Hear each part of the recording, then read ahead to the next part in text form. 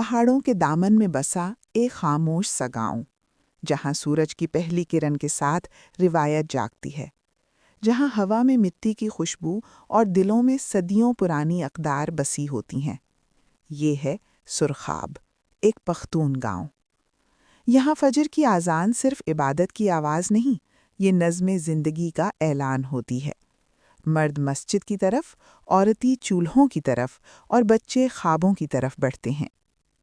اس گاؤں کا ستون تھے ملک رحمت خان، سفید داڑھی، سر پر پگڑی اور آنکھوں میں پختون ولی کی سختی۔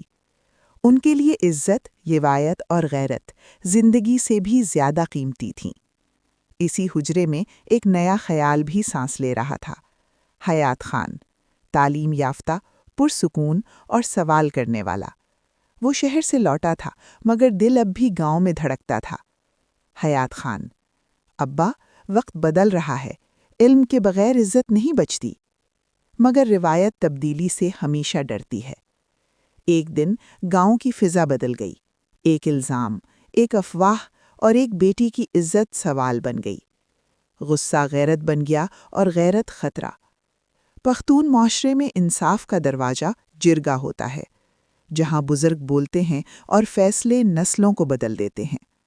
برگد کے نیچے چائے کے کپ، خاموش نظریں اور بھاری سانسیں۔ یہ فیصلہ صرف ایک فرد کا نہیں تھا، یہ گاؤں کی سوچ کا امتحان تھا۔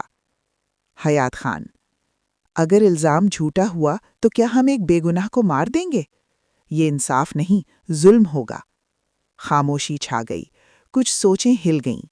فیصلہ آیا: نہ قتل، نہ دشمنی، معافی، جرمانہ اور عزت کی بحالی۔ یہ روایت اور عقل کے درمیان پہلا قدم تھا۔ کچھ دن بعد سیاست بھی گاؤں آ پہنچی۔ نعرے، وعدے اور پشتوں میں جذباتی تقریریں۔ دا زمونگ غیرت تے، دا زمونگ روایت تے۔ مگر اب نوجوان سوال کرنے لگے تھے، کیا غیرت صرف نعروں سے بچتی ہے یا علم سے؟ پھر ایک آواز اٹھی، کمزور مگر سچی: بی بی گل، ہماری بیٹی بھی انسان ہے، اسے ڈر کے بغیر جینے دو۔ یہ الفاظ کسی تلوار سے زیادہ طاقتور تھے۔ روایت کی دیوار میں دراڑ پڑ چکی تھی۔ ملک رحمت خان: شاید میں وقت کو روکنا چاہتا تھا، اور پہلی بار روایت نے سر جھکایا۔